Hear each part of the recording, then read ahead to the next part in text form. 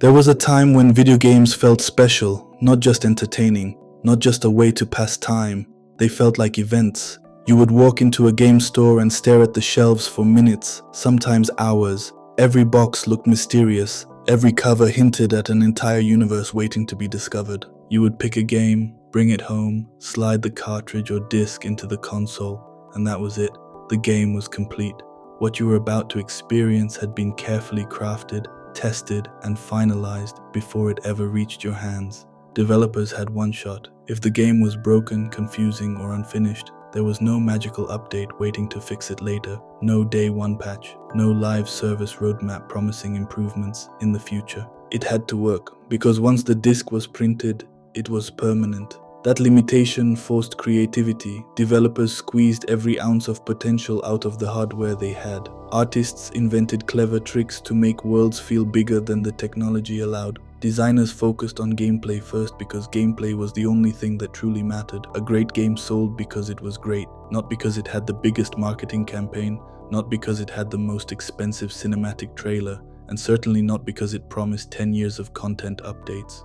Studios were smaller, teams were tighter, and decisions were often driven by passion rather than spreadsheets. Many of the people making games were gamers themselves, obsessed with the idea of creating something unforgettable. The result was a generation of titles that felt timeless. Games like Halo, Metal Gear Solid, Half-Life, The Legend of Zelda, Final Fantasy, Grand Theft Auto, and Dark Souls didn't just entertain players, they shaped the culture of gaming itself. Each one introduced something bold, a new mechanic, a new storytelling method, a new type of world, and most importantly, these games respected the player's time. When you bought a game, you owned the entire experience. Every weapon, every level, every character, every secret was already there waiting to be discovered. No battle pass, no premium currency, no cosmetic shop sitting in the main menu, just the game. There was also a sense of mystery that modern gaming rarely captures anymore. You didn't know every secret before playing.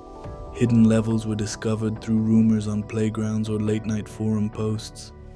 Cheat codes were passed between friends like secret knowledge. Progress felt earned, discovery felt personal, and finishing a game meant something. Because games weren't designed to keep you hooked forever. They were designed to be memorable. Yet somewhere along the way, something changed.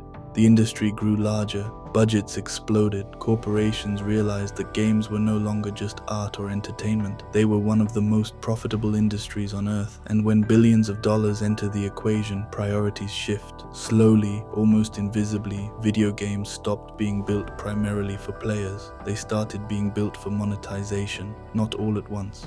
Not in an obvious way, but piece by piece, until the experience many players loved began to feel strangely hollow. And that shift is exactly where the story really begins. The turning point in gaming didn't happen overnight, it happened quietly. At first the changes seemed small, harmless even. An extra downloadable map here, a bonus character there, a cosmetic skin that didn't affect gameplay. Developers explained it as a way to support games after release. Players were told it would allow studios to keep improving their titles long after launch. In theory, it sounded great. In practice, it changed everything, because once publishers realized players were willing to spend money after buying the game, the business model transformed. Weekly challenges, seasonal events, battle passes, limited time cosmetics. Every mechanic was carefully designed to encourage players to return again and again, not necessarily because the experience was meaningful, but because the system rewarded constant participation. The psychology behind these systems was not accidental. Game studios started hiring behavioral psychologists, data analysts, and monetization specialists whose entire job was to study player behavior. They analyzed how long people played, when they stopped, what made them spend money, and how to push them towards spending more. The result was the rise of live service gaming. On the surface, live service games promise endless content. Developers advertise them as evolving worlds that grow over time. They claim the game will improve constantly with updates and community feedback. Yet the reality often looks very different. Many live service games launch incomplete. Features are missing, content is thin, bugs are everywhere. Publishers release them anyway, trusting that patches can fix problems later. The industry even created a new phrase for this approach: launch now, fix later. For players, That means paying full price for something unfinished. But the deeper issue isn't just technical problems, it's design philosophy. Many modern games are no longer built around fun as the primary objective. They are built around retention loops. Systems are carefully structured to slow progression, stretch content, and encourage microtransactions that accelerate progress. The grind becomes intentional, the frustration becomes strategic, and the solution often sits behind a paywall. This is why so many modern games feel strangely exhausting. They demand constant attention. If you stop playing for a few weeks, you miss rewards. If you don't complete the battle pass, you lose content forever. If you don't keep up with updates, the community moves on without you.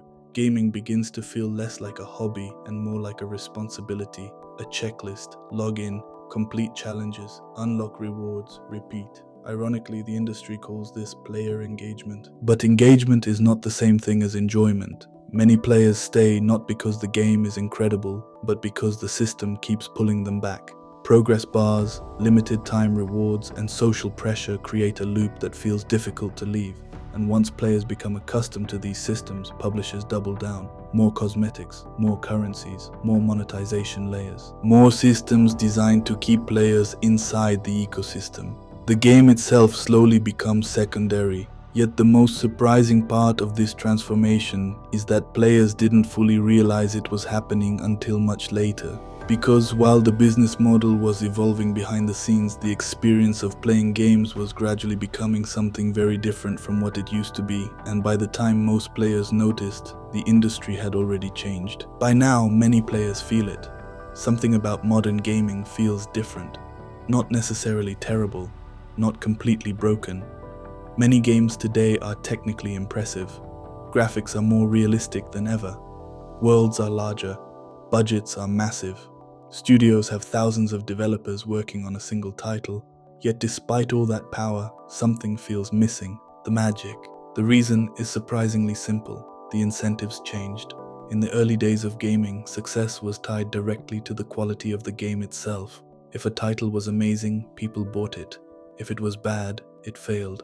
Developers had one opportunity to make something unforgettable because that single release determined everything. Today, the system works differently. Publishers no longer rely only on selling a great game, they rely on keeping players inside a monetized ecosystem. This changes how games are designed from the ground up. Instead of asking, how do we make this the most enjoyable experience possible, the question often becomes, how do we keep players playing longer? How do we increase retention? How do we encourage spending? Those questions shape mechanics, progression systems, and even storytelling. This is why so many modern games feel stretched out. Missions repeat themselves. Open worlds are filled with similar objectives. Progression systems require dozens of hours for upgrades that once took a fraction of the time. The goal is not always to create meaningful experiences. The goal is to extend engagement.